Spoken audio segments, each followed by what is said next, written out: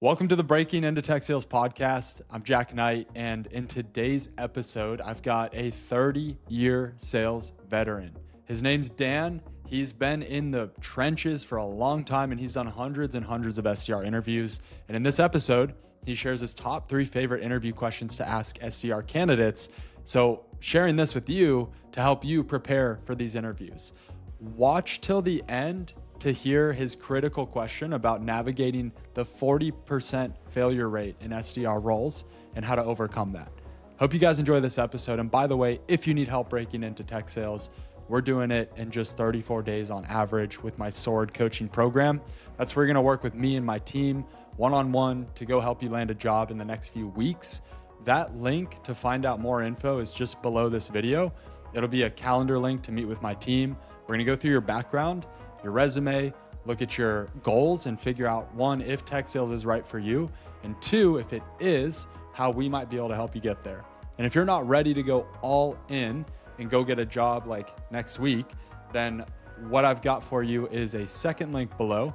That's a free step-by-step guide showing you all you need to know about how to break into tech sales on your own. And it gives you other info about what to expect in tech sales and stuff like that. So either way, we're here to help you get into tech sales and change your life forever. Excited for this conversation with Dan. What is up, y'all? I've got Dan in the house. Dan is a sales leader and expert. He's been in the game for quite a few years. I'm going to let him intro himself. But yeah, now he's running his own business and he's bringing his expertise to other companies. So Dan, thanks for being here, man. Give us your background. Why should we listen to you as it relates to sales and SDR hiring? Jack, thanks so much for having me. Really good to see you again, and really great to be on here. Yeah, it has been a long time in this industry. I think 29, nearly 30 years. So yeah, it's been fun and been along the way. Done a variety of things, and now it's culminated in me, hopefully, working with a number of organizations to help them refine their go-to-market approach, focused really around sort of coaching and enablement, which is a big passion of mine. Mm. Yeah, we'll talk more about this, but I think, this is a very low barrier to entry market, sales careers, and enablement seems to have disappeared. And it's tough. This isn't Mm. easy to do. And what I'm doing is helping AEs and BDRs and SDRs to refine, to get better, to grow, to become great sales professionals. And occasionally rolling in and doing some fractional leadership role as well when I'm inside of these organizations. So I'm loving it. And it's really good to be here Awesome. today and have a chat with you. Awesome, man. So an elevator pitch might be if you are a sales team or org and you just need help figuring things out, Dan comes with 30 years of experience in the field. He's going to help you out. Is that succinct enough, or what would you add? Yeah, look, if you're looking to find better quality pipeline or move through deals through the stages quicker and improve your win rates, then let's have a chat. And I've got some ideas around how I can do that. Awesome. And I've gotten to work with one of your teams in the past through another business, and yeah, man, you're legit. Like I don't like bringing any leader on here. I like bringing people that actually know what they're talking about because there's a lot of just poor advice out there. So appreciate you sharing with us today. Now the prompt is, what are your top 3 favorite interview questions to ask SDR candidates to figure out if they're a good hire or not? So we can either run through all 3 and then dig into each one, or we can just go one by one. Up to you. Let's see how we get on. Let me see what I say and see what you feel, and I can just carry on, or you jump in. I think people sometimes overcomplicate it. I want to keep it really simple, right? The first thing I want to do is have a personal chat and just see if I can get a feel of are they a good person, right? Mm. I always start by giving an overview to the role because the chances are they've come through the talent team, a recruiter, or even a BDR manager. So I just want to give my view on what I'm looking for. There's no point me wasting half an hour if it's not right because I want to just qualify them in or Yeah. out quickly. The Yeah. first thing I do after I do that is like, what do you want to know about the role? What questions have you got? Right? Because Mm. if they can't have a conversation and they can't ask a question, they're not going to be a good SDR or BDR, right? So we need to get to Wow. the crux quickly, right? And if they haven't done their homework and if they have got to the point where they're talking to me as the VP of Biz Dev, if they haven't got any questions for me, like, what's the call to meeting ratio? What your top performers doing? How do I get to come in AE? If they're not coming to me with these questions, it's like, well, what are you doing, right? You've got to be, we'll go Yeah. on to talk about this. You've got to be curious. You've got to be hungry. You've got to have done your homework. So Yep. Yep. if you can't do Let's that, let's start there. Yeah, yeah, let's start there. We'll save 2 and 3 for a second because that is kind of a spicy approach where you're putting all the pressure right back on the candidate in the beginning of the interview. I take that same approach though.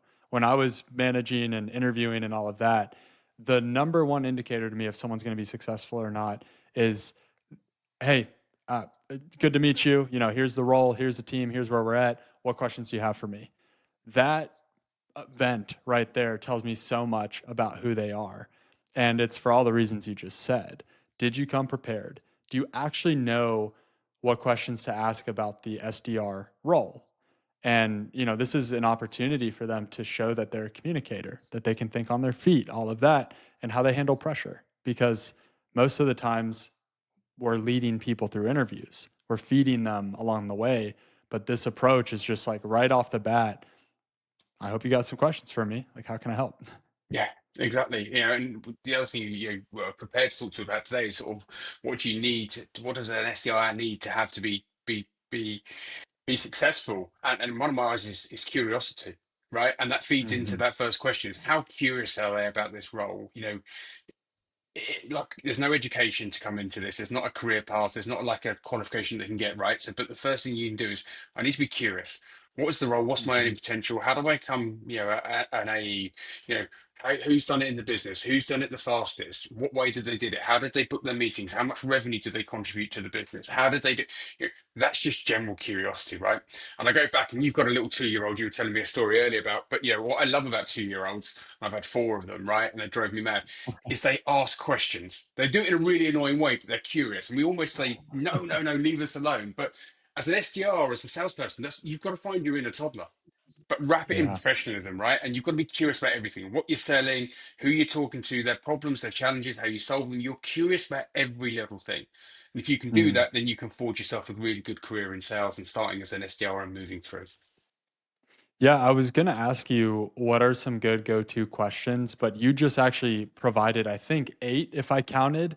So if you're listening here and you're like, hey, how do I get better at interviews for SDR jobs?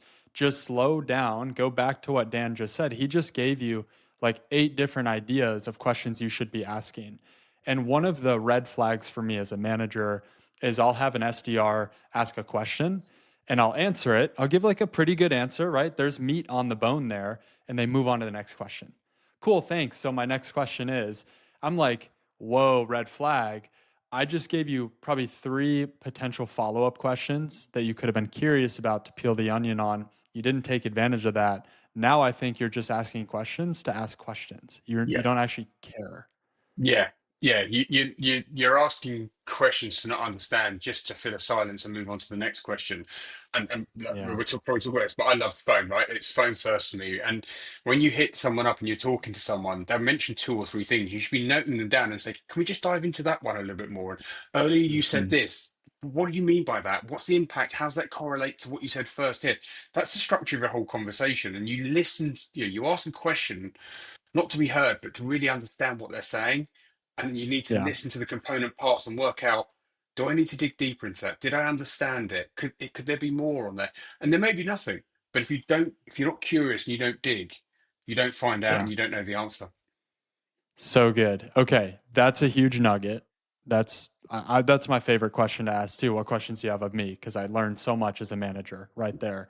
What's number 2? What's your second favorite interview question? You ready to do a cold call with me now? Let's go. Come on. Okay, wait. Hold on. What's like a bad answer? No. If they're not prepared to do a cold call with me, yeah, how the hell are they going to do it? I don't care what we do the cold call on or how bad they could potentially even suck at it. I can train them, I can help them. But if they can't, Mm, if they're not going to pick up the phone, which means if they can't do it with me there and then how the hell are they going to deal with the rejection and the fear of the phone in the role? So wow. no's a bad answer. Yes, and then completely sucking at it. I don't care. At least you've got the balls to do it. Then do you know what? I can Yeah. help you understand a framework. I can listen to your calls. I can coach you. But if you haven't got that attitude of yes, I'm going to give it a go, you're going to struggle in sales. Come on, Dan the man in the house. So have you gotten no's before in interviews, or are most candidates actually like, yeah, sure, let's do it, and they're sweating their butts off? About 80% say yes. There are 20%, and it weeds those out pretty quickly. You're sort Mm, of halfway through the interview. and you can get rid of them quite quickly. So, but yeah, Yeah. most people have come back and said, yeah, okay. And I was like, right, what do you want to do? I don't care. And they normally pick where they're working now or something that they love, and that's like fine. And yeah, I think I've had one or two that I was like, that's good. The rest have been okay, but it's brilliant. I can work with that. We've got enablement teams, Mhm. or I've done enablement, and we can help them build on that. But yeah, Yeah, we as managers, we want eager beavers. We want people, I don't care if it's perfect, like, but are you willing to do it and put in the work and fail on your face and learn? One thing I tell my clients all the time, curious to hear, Dan, your take on this, but there's two people that show up to the interview. One is 110% prepared and they're going to say everything right, but their confidence is at 70%. The other is the opposite. They're 110% confident, but they're only like 70% prepared and on script and saying the right things.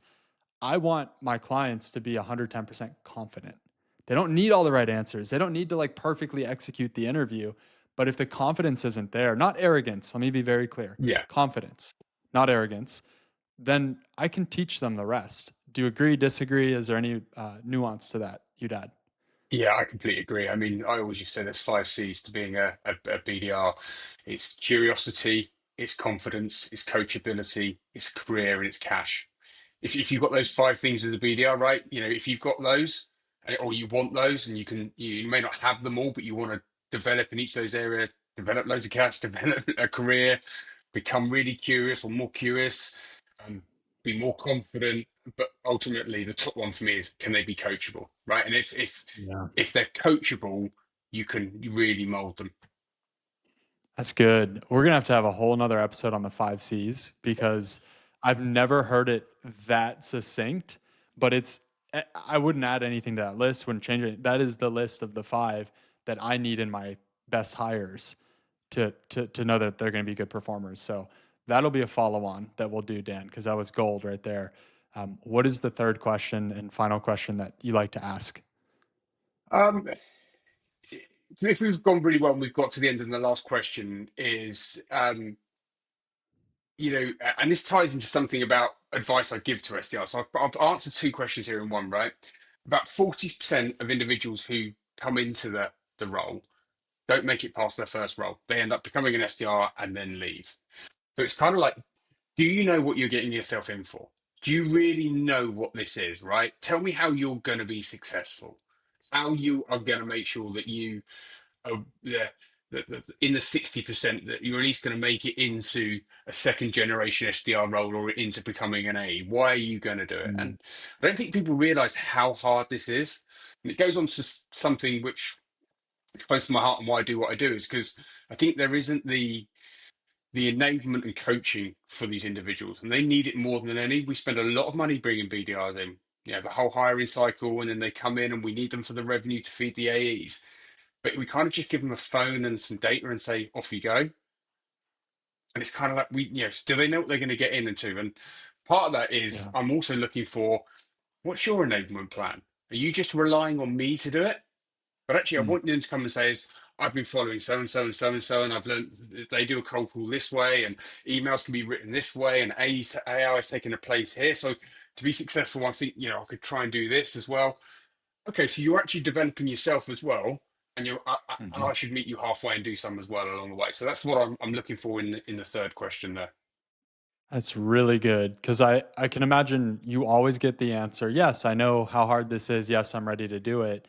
What do you use though as the indicator of that's a real answer versus you're just saying it? Um, I learned a really good way of technique of doing this is you ask three times about it and keep digging deeper. And when you ask them the third time, when you get to the real meat of the answer, if they can't answer that, then when they say, "Yeah, I've been doing loads of cold calling practice," okay, who you been practicing with? What have you been practicing? What and you keep peeling back the layers. Eventually, you get to a point Mm, realizing they're just bullshitting you. They just said that's an something that empty you want to answer. hear. Yeah. Yeah, it's an empty answer. I think he's going to want to hear this, so I'm going to say this. Okay, let's dig in and let's really go through this and find out if you got substance behind that answer.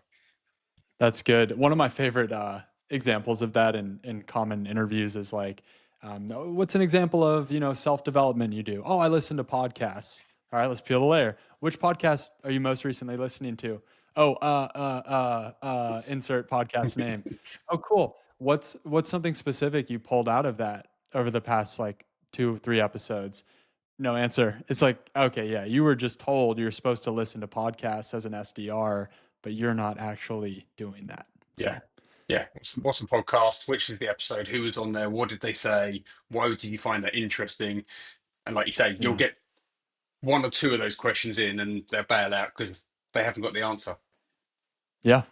Well, Dan, I just want to say thank you and applaud you because I could almost see this episode being flipped in reverse for, hey, SDR leaders, this is how simple your interview could be. And you could quickly identify a good candidate versus someone who's just saying the right words. So this was super valuable, man. Any advice, any encouragement you'd give to those who are currently trying to get into tech sales and maybe struggling? Don't do it. I'm joking. No, no, I said it, 40% fail, right? And so if it's a tough industry to get into. So if you want to get into it, think of those 5 C's, are you coachable? Are you curious? Do you have the confidence? Is this really the career you want? And if you're driven by cash, work hard and you can do it. Be a toddler. Be really curious about what's going on. Invest in yourself along the way. Don't expect everyone else to do it for you. Um, yeah, and find a good tech company and go and do it. But it will be hard. There'll be lots of lows. There'll be some great highs. Not as many as the lows, but they will be more rewarding. And then, you can be 25 and look like me. I'm joking. Mic drop. Well, y'all, thanks for listening, Dan. Thanks for being here. And by the way, if you do need coaching, training, enablement, if you need just a guy who's battle tested in the space, hit up Dan. I'm sure he'd be happy to give you some advice on how to, I don't know, 10x your sales org. Why not? Let's go 10x, baby. Dan, Definitely. thanks for being here, man. Appreciate you. Jack, appreciate it. Thanks ever so much.